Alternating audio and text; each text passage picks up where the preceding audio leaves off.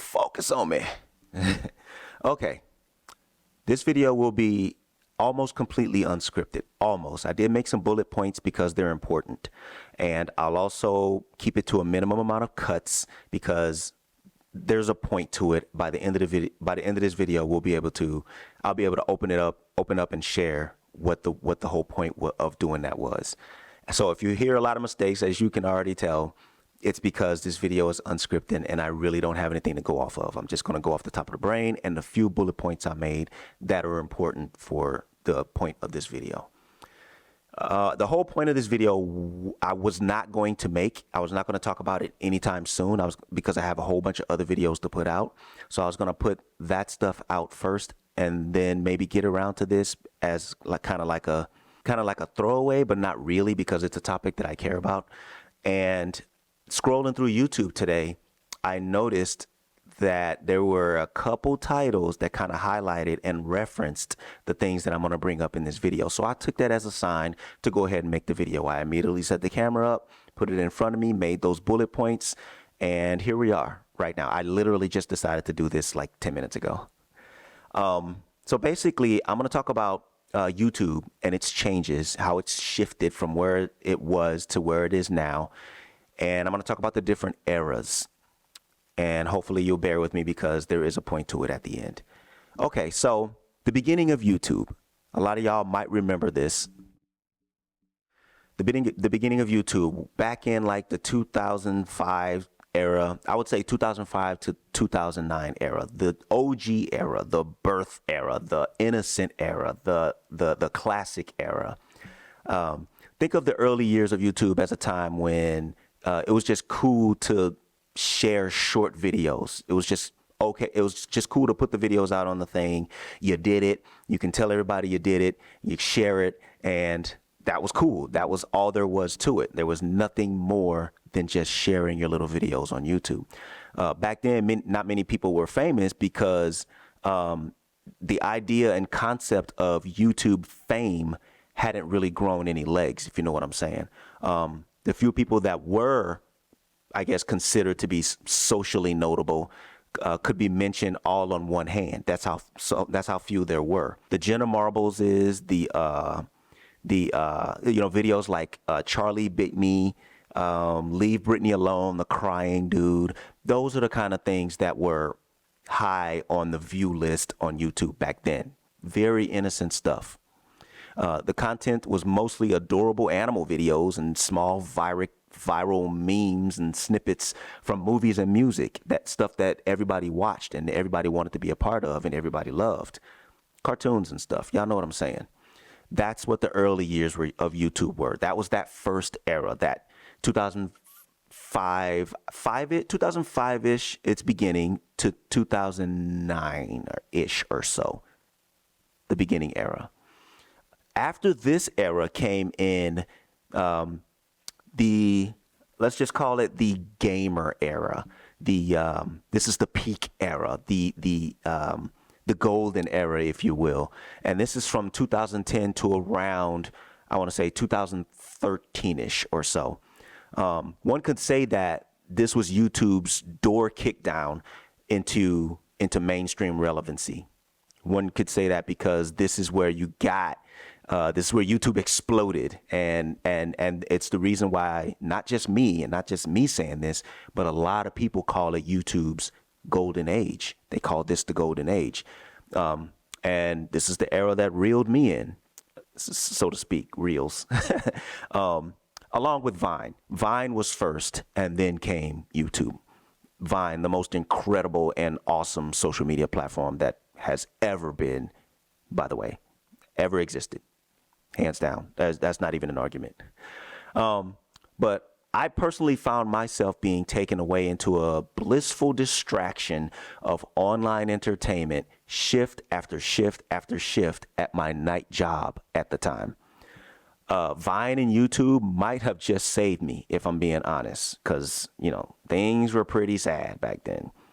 But this era is where songs like Gangnam Style, where it was just so different that it had to erupt. That song was just so different than anything we'd ever seen by the I don't know which part of Asia he's from. That guy, y'all know what I'm talking about. What's his name? Psy or whatever it was. But it had to erupt. It was just so different. And stuff like that just started popping up all over the place. Just viral things, you know what I mean? And I think to this day, that's still one of the most viewed videos on YouTube, if I'm not mistaken. Cyan Cat with the Pop-Tart and the rainbow streaks behind it. Y'all know what I'm talking about. That stuff was all over YouTube. Also, the morphing of morphing, is that what I want to say? Yeah, the morphing of otherwise pleasant cartoons and video games into extreme and shocking content. That stuff started popping up during this era. So imagine blood coming out of Sonic the Hedgehog's eyes for whatever video meme reasons. I don't know why, but I seen stuff like that. Or Goku fighting Superman. Just stuff like that. Stuff that people are just going wild over, just putting out just to kind of be different and be extreme, shock value. The golden age of YouTube. This stuff came about with very minimal transition, and that's because Let's Plays blew up.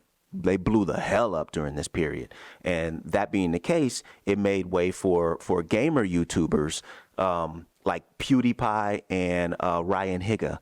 Y'all remember those guys. These guys went on to become mega popular, gaining millions and millions of followers, and to this day still have them.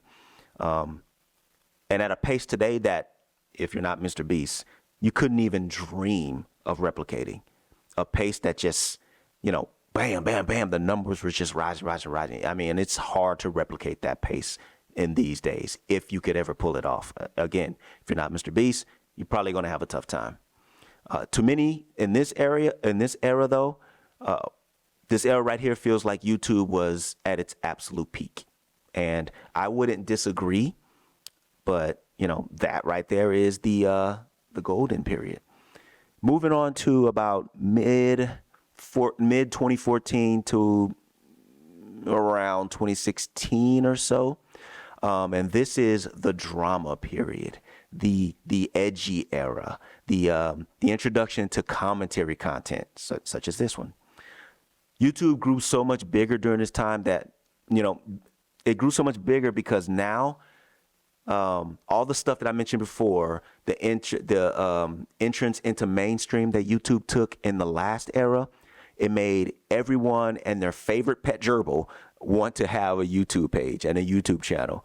Before anyone knew it, it expanded to cover more interests like fashion and makeup and gaming and art and music and movies and celebrity lifestyles, reactions, just all stuff was birthed. All of these things, all that stuff I just named was birthed during this period. And it's because of the last period, the golden era, that paved the way for that. The people up at Google had succeeded at finally making YouTube more business-like. And so gamers like Markiplier, the aforementioned PewDiePie, Dan TDM, they were sort of reaching their peaks in this era. This isn't to say that they weren't still growing, but they were kind of peaking because it's just that thousands and thousands of more of gamers and stuff like that were moving into the space too. So they were involuntarily forced to kind of make way for more people to do what they do. So the more people that follow and watch those new people and other people coming into the space, the less will follow the people that are already there. That's just how it is. This era is it's remembered fondly and mostly because it set the stage for the YouTube we kind of know today. It kind of paved the way and opened a specific door to the YouTube that's kind of we're looking at today. With drama starting to come out and drama being expressed and people talking about downfalls and breakup amongst like legacy content creators like Smosh during this period, it just goes to show why this era is just called the drama-filled it's the drama-filled era. It's not the golden era, but it's the drama-filled era. And yeah, there's a lot of people. I won't go into it, but that's what that is. Moving on to about 2017, 2019. This is, oh, what the fuck did I do?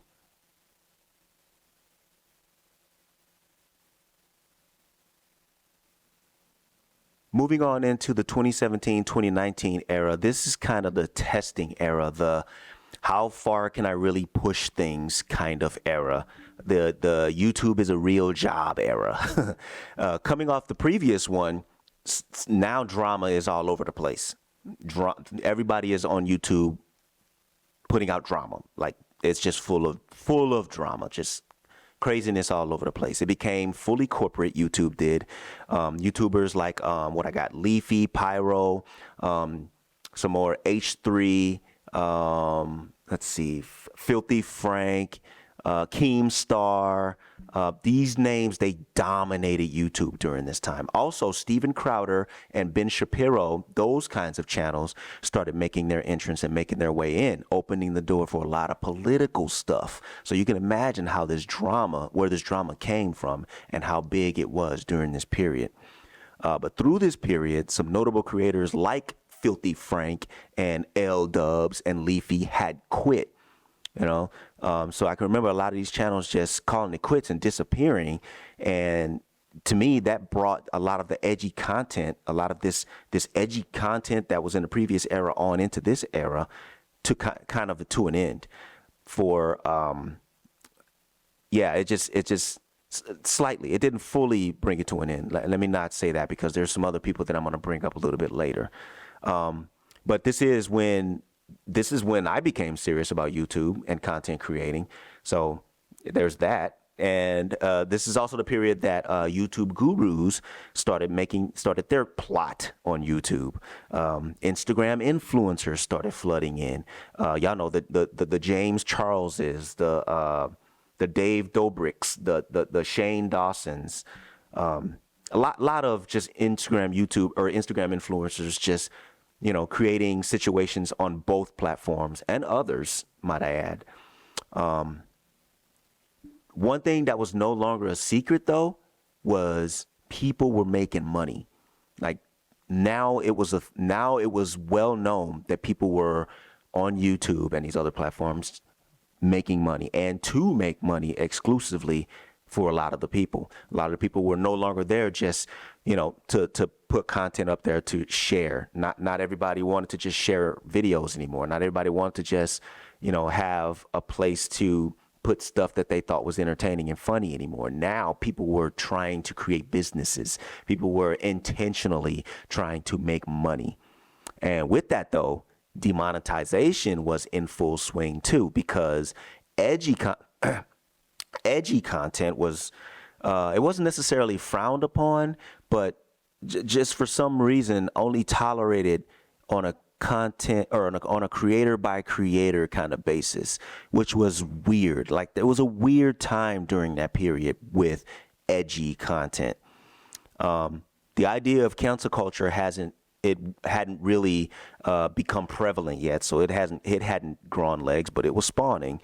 And cringe compilations and animation memes were just kind of all the rage during this period. You can now see that we were clearly on the edge of things, because now into the modern era, 2019, going forward, this is the modern era. This is the random era, the Mr. Beast era, the TikTok era, the attention era, as in do anything for and short span thereof. You get me? Unfortunately, though, YouTube has become much less of a big deal than it used to be, as it's almost completely morphed into just another platform. I mean, when you say nowadays, it's just not considered extraordinary to be like, oh, I have a YouTube channel. Like nobody really cares anymore. This is the period that YouTube really made it clear that it will never be the same as it once was. COPPA, the Children's Online Privacy Protection Act, was introduced to YouTube, I think at the end of 2019 or so is when we start seeing that happening. And it made it tougher to create mature content, or even just content that normal adult human beings will gravitate towards. And this also chopped the legs of a lot of channels that could be viewed as geared towards children, like toy channels, classic cartoon channels, or animation channels that were ran by adults, but maybe a lot of children watched. That was tough for them. Many creators ended up losing their monetization and thus their livelihood.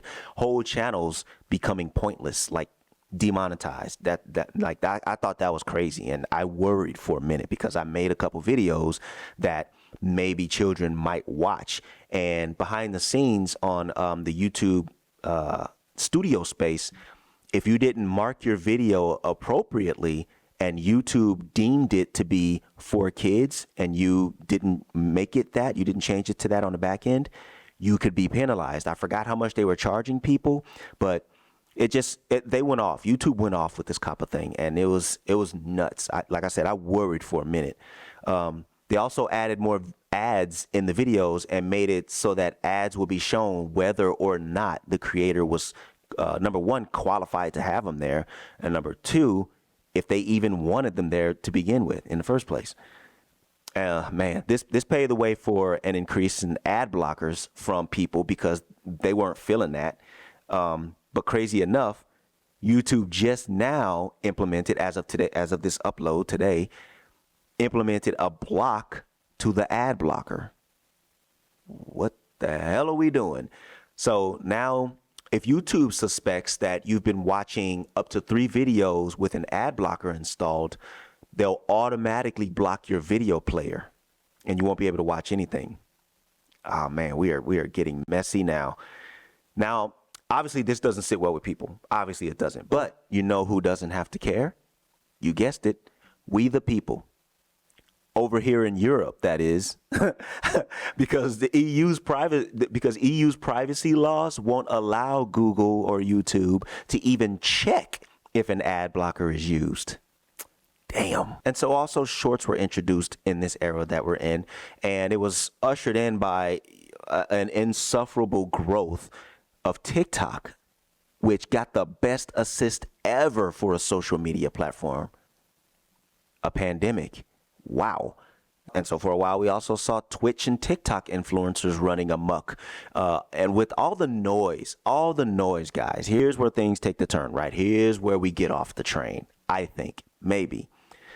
With all the noise over the past 3 to 4 years, more calm, plain, ordinary content has just started to gain some popularity.